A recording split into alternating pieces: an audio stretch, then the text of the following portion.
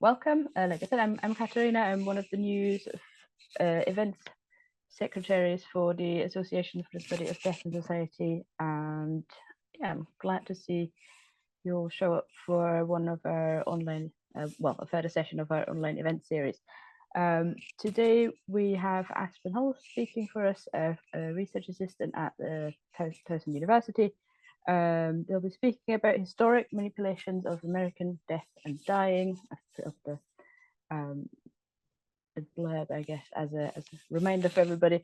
And I will hand over to Aspen in a second.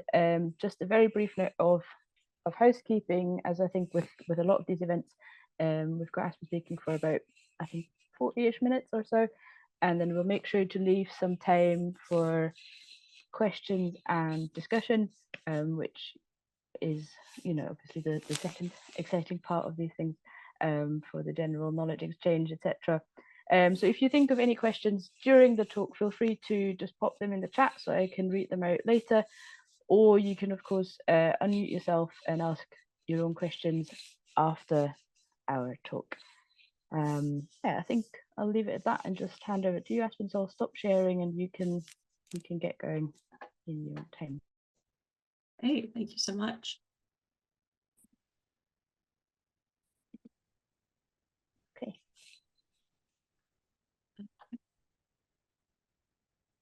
All right.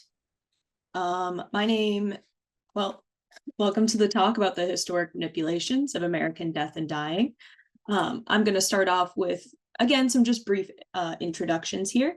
My name is Aspen Holes. I do use he, they pronouns. I am currently attending Towson University.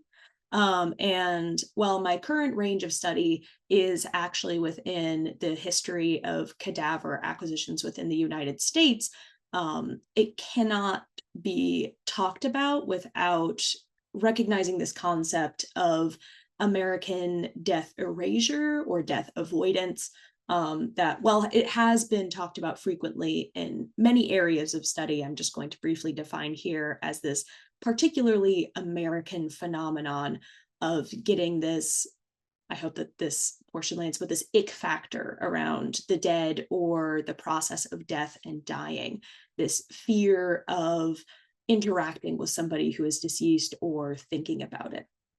This does go beyond ideas of feeling of grief or loss, but is this genuine avoidance and unwillingness to recognize that we see escalating over time. And I'm just going to analyze here how this was set into place actually via the 19th century sanitarian movement and is continuing to carry very antiquated ideals. I'm going to just map us out here quickly so we know where our analysis is going. This is actually following a relatively chronological order up until our final point about burial and cosmetic restoration practices. But everything here is recognized by the National Funeral Directors Association as the most common ways that Americans are laying their loved ones to rest, or as I'm going to start utilizing as shorthand terminology, either cadaver processing or body processing, due to the fact that there is like an end product in relation to all of these technologies. I want to note here that there are some things being left out of this conversation, including donating your body to science, as that does not necessarily relate to the ritualized aspect that is within this analysis here. And even through donating a body to science, usually an individual does end up going through one of these cadaver processing technologies as they go through this. So first, we're going to talk about the sanitarian movement and its advent into cremation within the United States.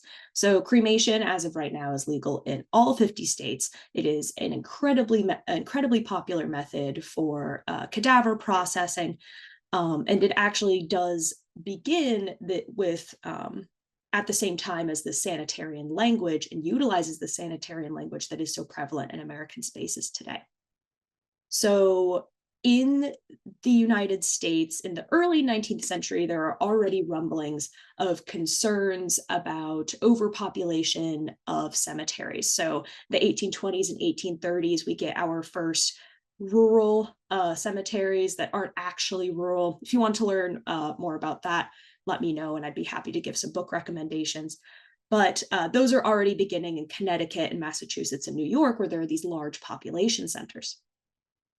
This is actually a phenomenon that is prevalent in Europe as well, which you're going to see going back and forth. They are absolutely in conversation with each other, as Europe is also feeling these constraints. So what are these fears that I keep hinting at here?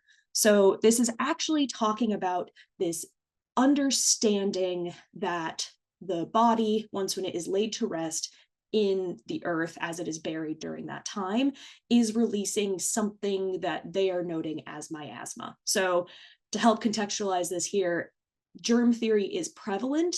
Well, it exists, but it is actually not prevalent. So I just lied there. Germ theory is absolutely present, but it is not necessarily subscribed to by a lot of medical practitioners. So this idea of miasma is being utilized to describe these outbreaks that are happening of scarlet fever, yellow fever, and tuberculosis in these large population centers. They are seeing cemeteries as getting filled up, as leading to these public health crises. In the United States, however, Europe does not necessarily experience the same extreme loss, where the American Civil War from 1861 to 1865 is still the bloodiest war on American soil. It is deeply traumatic. There's this very common saying in the United States that it was like brothers fighting against brothers, and oftentimes all of those people were lost. So this is a very difficult time within the United States that is actually resulting in this further concentration of the sanitarian movement, as these bodies have to go somewhere. And at the same time, with this prevalence of bodies are these continued outbreaks of usually yellow fever, scarlet fever, sometimes infection from battles. So they are adjacently in the correct direction, but they are attributing it to this miasma that is coming from decomposing body materials, which is actually not scientifically how that was working, but it was their understanding.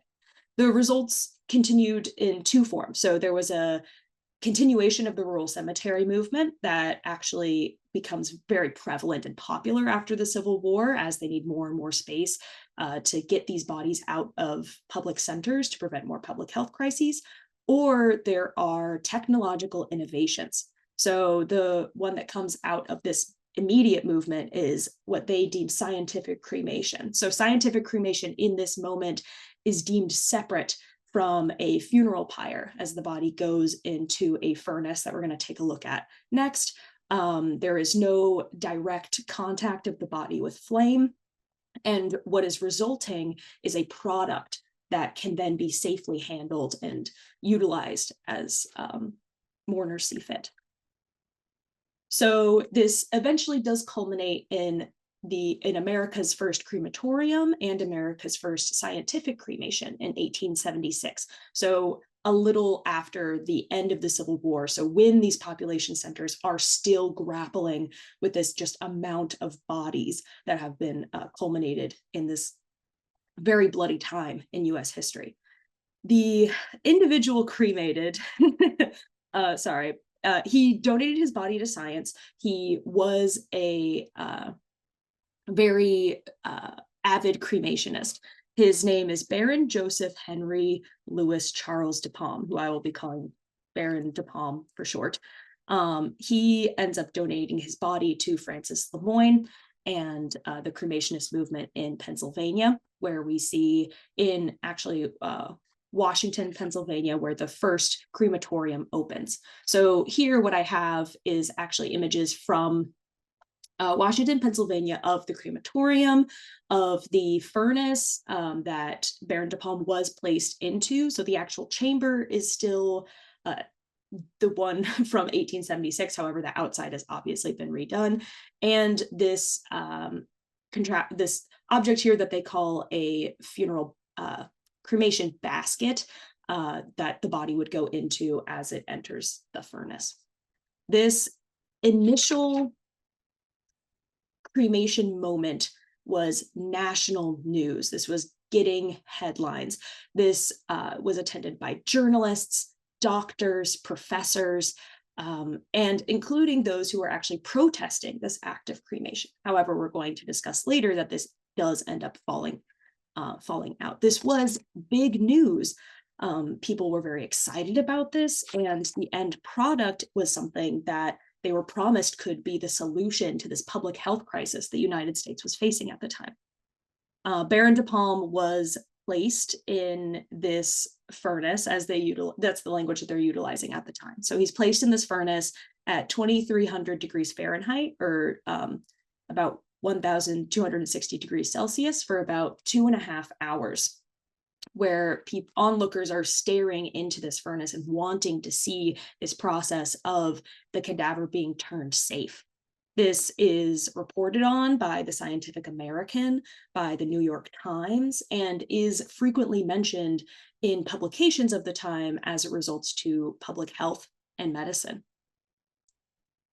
This immediate moment does not necessarily distance from ritual yet, but it will continue to escalate, and we're going to explore that more later. But the importance here is that the body is being assigned this language of being unsafe. Cadavers are not able to be interacted with for fears of infecting and killing people. In fact, I have this selection here from 1873 from Sir Henry Thompson in the Contemporary Review. So he's a British man who actually attends this cremationist movement, where he says, thousands of human lives have been cut short by the poison of slowly decaying.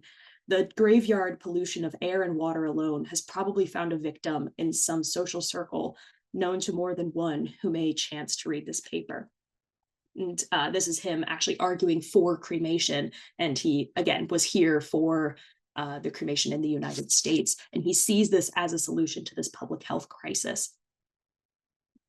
This will escalate later into this immediate burning of the body as a removal of ritual that is then associated. But this ends up escalating slowly. So let's take a look at our other technologies first. Well, here I'm showing how, I wish I took a better photo when I was at the Washington County Historic Society, who is still the caretakers of the Lemoyne Crematorium. But this is a selection from the Urn, which is a cremationist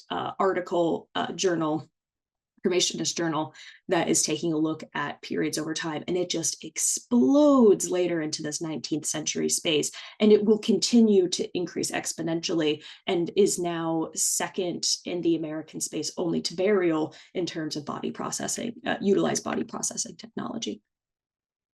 This next technology is alkaline hydrolysis. This is also known as aquamation or water cremation. This is legal in 28 states.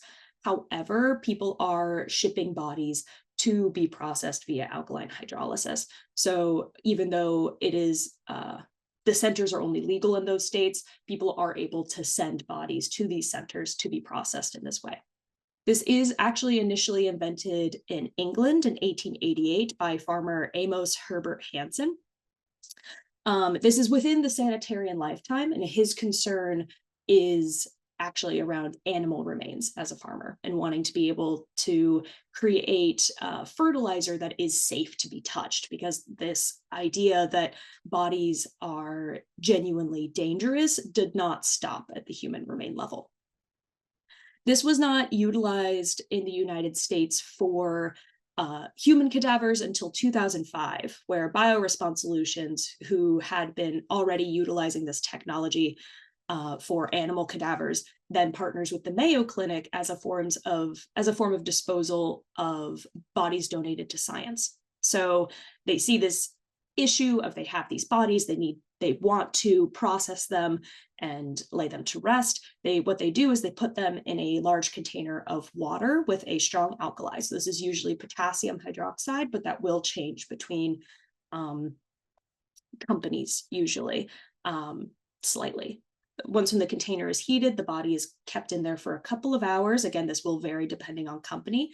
And what comes out is a bleach white color. So I have an example here. So this is from the BioResponse Solutions website, which is still the largest alkaline hydrolysis supporter in the United States. So we see a difference between cremated remains and the aquamation remains. So this aquamation process removes all RNA and DNA identifiers from these human remains.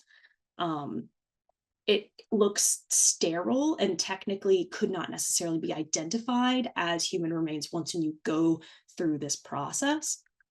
What we have here, and this is the highest resolution they would let me download in, but what we have here are a couple of very loud statements by Bioresponse Solutions. So we see here, first is a flameless process that we'll come back to later about Christian concerns if people are interested in the religious side of this. But down here in the bottom right, we see are the powdered ashes safe to handle? So again, they're really pushing for this 100% safe, pathogen and disease-free. That is language that was created during the sanitarian moment when incorrectly people were thinking that human remains were resulting in death, sickness, and we're creating this crisis and hysteria surrounding it. This is something that will be continue to be perpetuated. And again, this is removing us from ritual in ways that once the body goes in, it is only then that we can talk about ritualized practice. And it will escalate later as people continue to do mail-in practices immediately and actually do not participate in ritual practice whatsoever after their loved ones do die in the United States. This next option is natural organic reduction. So again, this is, while it's only legal in 14 US states, it is common for Americans to ship bodies to this area. So to these companies in order to be processed. This also known as terramation or human composting. This process is where a human body that cannot have gone through any kind of preservation and must be at the company, usually max is about 2 weeks after dying. You are placed in a large container of organic materials like wood chips and straw and alfalfa. And depending on the company, some more local to me are stating 45 days that I definitely need to investigate. But usually, as is the case with Recompose, who I'm going to give more details on here in a second, they advertise 8 to 12 weeks for this process to fully go through. Each person creates about 1,000 pounds of soil. So it's about 455 kilograms.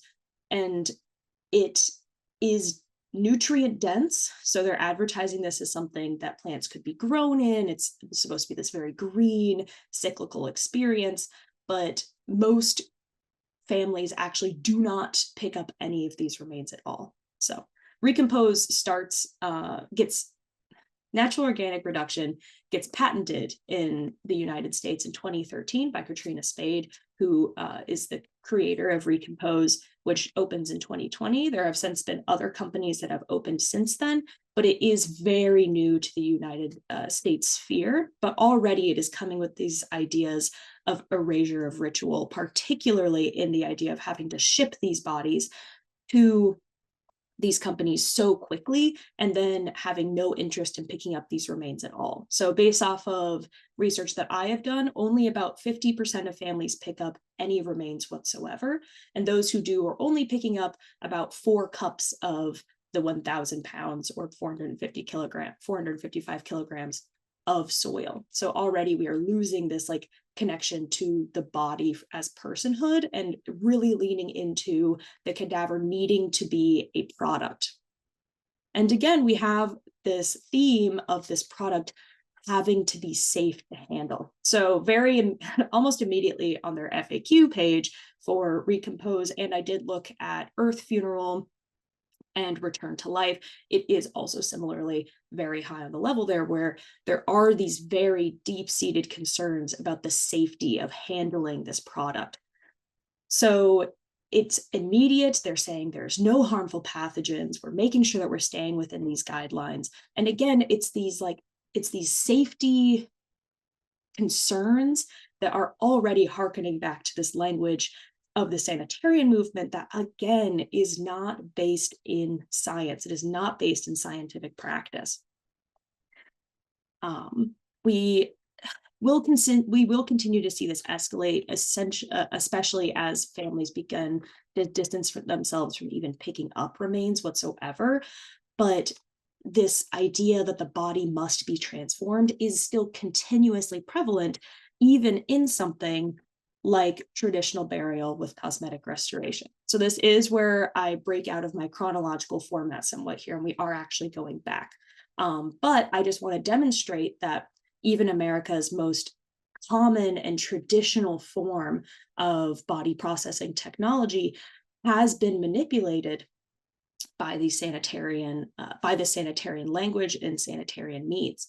So cosmetic restoration in this moment, I'm using as a shorthand to talk about all makeup, prosthetics, embalming that is done to make the cadaver appear more lifelike in terms of burial and laying somebody to rest.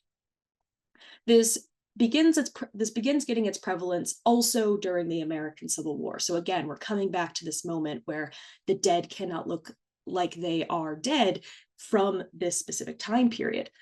Postmortem photography was the real catalyst of this. There was this deep-seated want to bring the boys home. So the brother or father that you lost during the Civil War, which almost everybody lost somebody. It was a very traumatic American experience. They want to have some kind of memento to remember this person as living.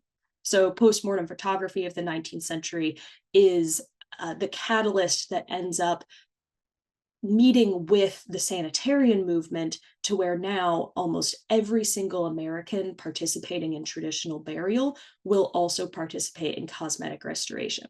I do want to recognize that this is a global technology. Cosmetic restoration is absolutely utilized by other nations and other areas. However, it tends to be in areas where the body has gone through trauma. So if we're doing an open casket funeral, or if there's going to be anybody viewing the body, there's this want to make them look their best. But the way that the North American experience is perceiving this is that everybody must go through this process as a way to mask death and dying. Caitlin Dowdy, who is a popular a pop mortician in the current moment, actually shares her experience. She is a mortician, and I believe Hawaii and California, about how families felt that cosmetic restoration was something that was simply necessary. This wasn't an option. This is just something that you have to do to the body, again, in order to make it handleable. I'm going to conclude this slightly here by just saying, again, we have to remove the death from the cadaver. It must be a transformed object in this case that is masking this idea of death and dying that has been deemed unsafe in the American context. While traditional burial with cosmetic restoration may seem like it is actually leaning more into ritualized practice, I would argue that it is leaning into a ritualized practice away from the body. And again, it is turning into these celebration of life processes that don't tend to have the same grief prescriptions that traditional burial used to carry. Going back to cremation and alkaline hydrolysis, this is cyclical to the point where mail-in cremations directly from nursing homes, mail-in aquamations directly from nursing homes are exponentially on the rise. These are families that do not want to see their family member as deceased or as dead. And while they may go on to do some kind of grief ritual on their own, these are not prescribed practices, and often they will request more support afterwards, just simply due to the fact that this is not a ritual that has defined step-by-step processes. We are just continuously moving away from this process. Natural organic reduction, unfortunately, due to its legality currently in the United States, is also still concurrently struggling with making sure that families are able to participate in a ritualized practice. However, again, you have to ship this body to one of these 14 states in order to participate, meaning that any kind of celebration of life or funeral practice must either be done in those states, or you just send off the body, which is, again, becoming the more popularized option. while a portion of this is due to monetary constraints and cannot be ignored, the prevalence of this idea of the cadaver as unsafe, presenting this taboo ick factor, cannot be ignored as we continue to keep an eye on the American space that this is going, that these movements are going through. I did want to give this moment to offer an opportunity for questions and feedback. And again, I just thank you so much for listening as well. Brilliant, thank you so much. That was great. Yeah, that was very interesting. I think especially I like that you give us a sort of brief overview, even if as just a reminder for lots of people, but for myself definitely a kind of good things like, oh yeah, these are all the things that are being done, and there are more and more options than might seem obvious. So fantastic. Yeah, do we have any kind of immediate questions, any comments, any sort of feedback for Aspen? I'm happy to keep an eye out for raised hands, and you can unmute yourself and ask directly or comment directly, or like I said, we've got the chat open here as well, if that's easier.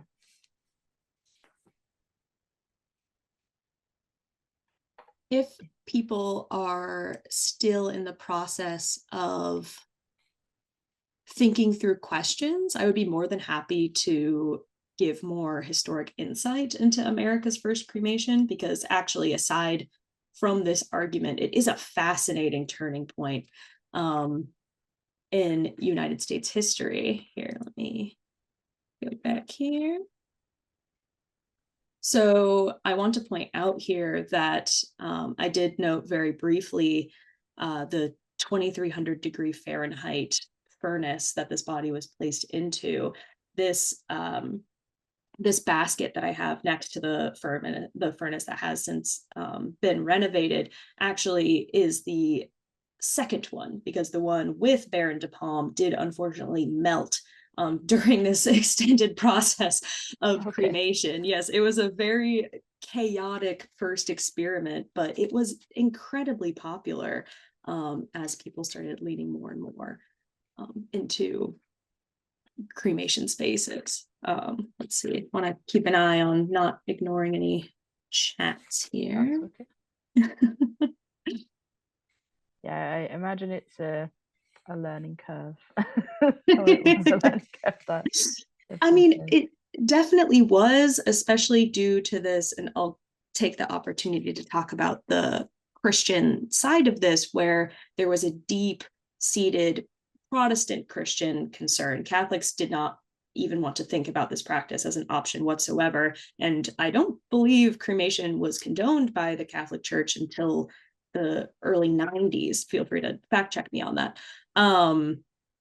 But there was this very deep-rooted fear of replicating hellfire through cremation. So even though we have these instances where obviously cremation is incredibly popular, both due to these public health concerns and due to this cannot be ignored, the monetary ease of participating in cremation spaces,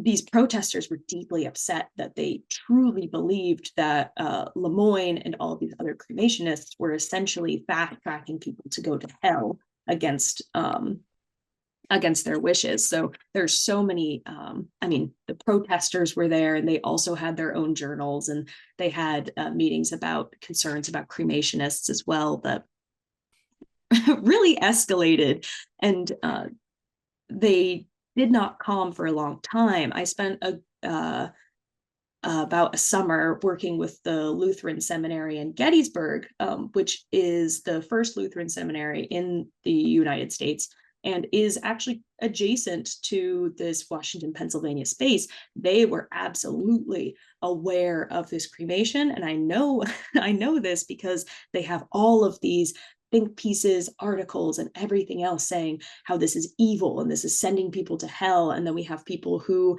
are actually leaning more towards it, where they're like, no, we need this because safety of fellow man should absolutely be a Christian value. And in this moment, safety needs to be prioritized. So it's, it's a little close to home sometimes in a post-COVID space, where even in this case, they genuinely didn't understand the science. People were deeply concerned about personal bodily autonomy and not participating in this cremation space or practice, simply simply due to the fact that they were genuinely scared about their everlasting soul in these spaces. Yeah. Yes, no, that makes sense. And it's actually a very good transition point here for a question that we've got in the chat from Nicole. I think that will relate nicely to that. I'll just read it out. Nicole's asking, just curious on if you think America will ever move away from these main methods and try new methods, or will these more fear-based practices prevail? So I think that is a phenomenal question. What I will say is, I think as long as American funerary practice is a corporate space, moving away from ritualized options is simply always going to be in effect.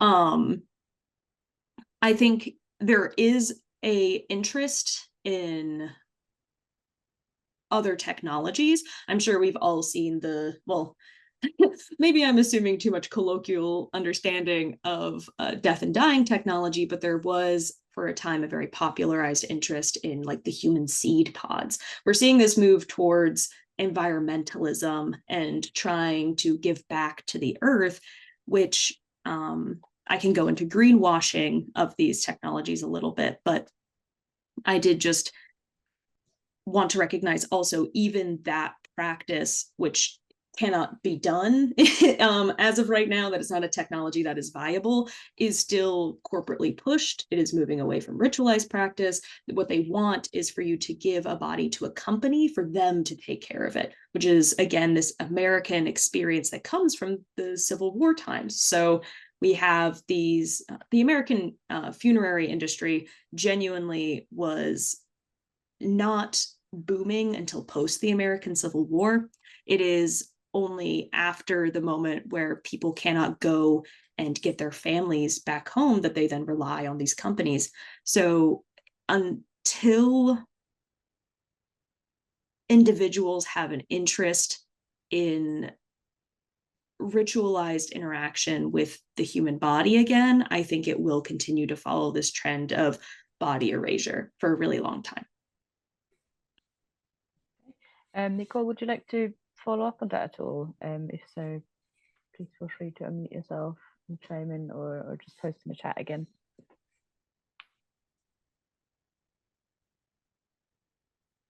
No, that's super interesting. I think I had a friend who used to work in some kind of company that did like planting services for people who had lost their loved ones, to like to be planted into a tree. So I completely had forgotten that was also a thing. But yeah, it is very interesting how capitalism and corporations become intermeshed with all these death practices. So thank you for that answer. That was really interesting. Yeah, and thank you so much for the question. Does anybody else have any interest, anything I was unclear about?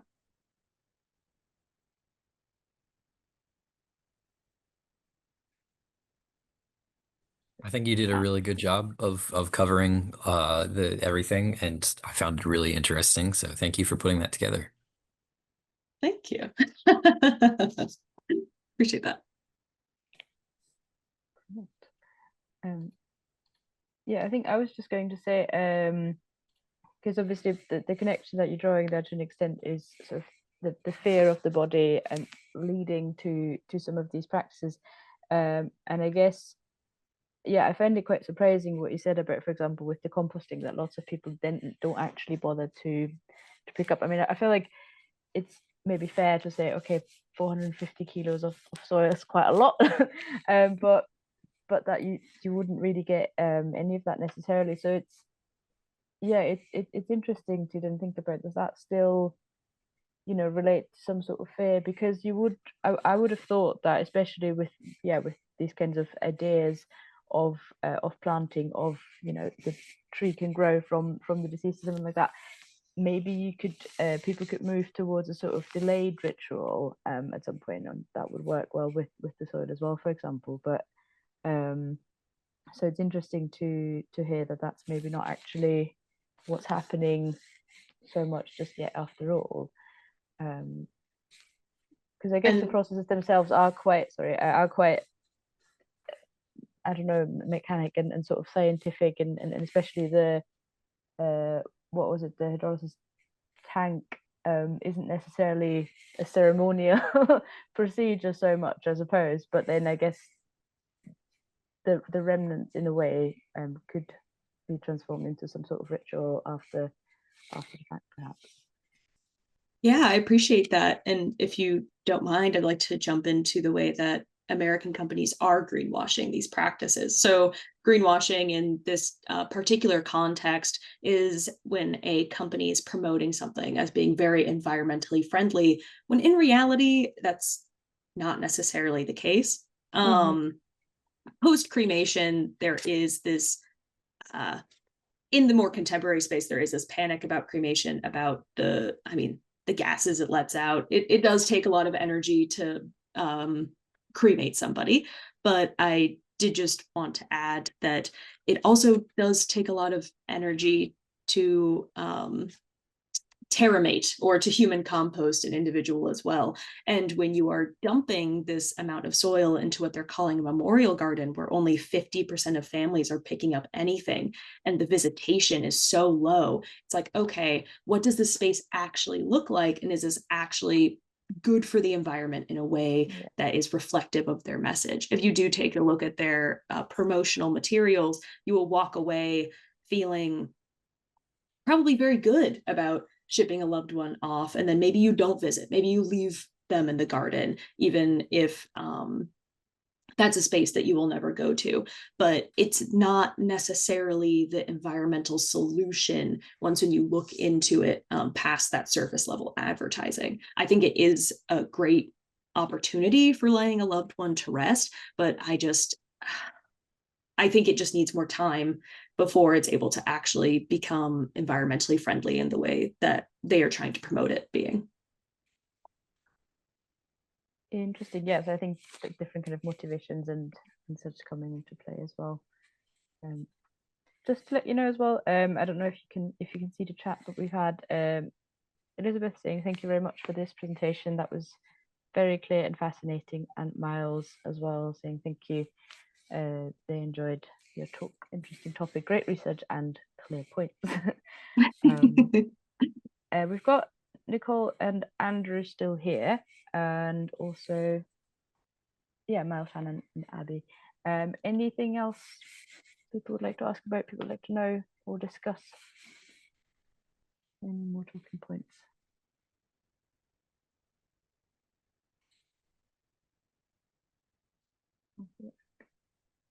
All right. I've got a final one. Brilliant, that's Andrew, thank you. A final thing that might completely derail things in a slightly different direction, so sorry if that's the case. But in the blurb, I guess we had you sort of saying, okay, with the kind of death distancing, individuals no longer have an anchoring mourning practice and will lean on technologies that destroy the body as a crutch for a societal acceptance for grieving and slowing down. And I just thought the slowing down was a really interesting phrase here. I don't know if you have any spontaneous thoughts to elaborate on that or not. Yes, I have. America is I feel a very unique space in the way that it is a constant go, go, go demand. There is not a lot of space given for grieving practices, even if that is something that is advertised. In fact, Rolando Nooks, who was the speaker before my event in this series, and his moves towards compassionate reprieve for those who are institutionalized. I mean, even he is stating that no, like these systems are not supporting grieving practices, and the way that they are being set up is actually in constant conflict with what would have been, I'm shorthanding to prescriptive practice here. What I mean by that is any kind of ritual-based practice that can be determined by either family tradition or religion, but tends to have a step-by-step that does take time and has been proven to aid people in moving on. But in America, where bereavement time is not offered, institutionalized individuals are not able to usually attend these services whatsoever, where any time off can be seen as a tension against you being a good person. There's no time to slow down and to actually process this grief and these feelings. So going through what I was talking about before, and it was a little bit outside of the area of this specific research, but this medicalization of death, where it's like, oh, but the doctors will handle it, and they'll mail my loved one to a cremation service, or they'll mail them directly to alkaline hydrolysis, or to be human composted.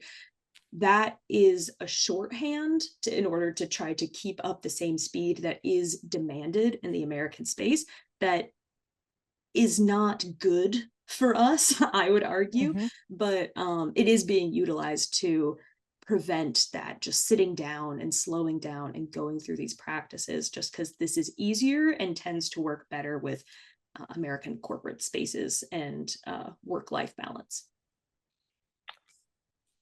Okay, yes, I can see that. I can see how that would happen. Interesting. Excellent. Okay. Yeah, I mean, I'm pretty happy with that. Are you happy? I mean, I'm good. Yeah. This has been research that I was really trying to ensure I didn't make it too hyper concentrated, that I've been working on for, well, kind of like adding on to for several years now. So yeah, I'm glad. Yeah. It was comprehensive enough to fantastic. No, it sounds good. I mean, like I said, we've got a few really good comments here and good discussion. Thank you. So yeah, unless anyone has a final urge to chime in, I'll give it 3 seconds.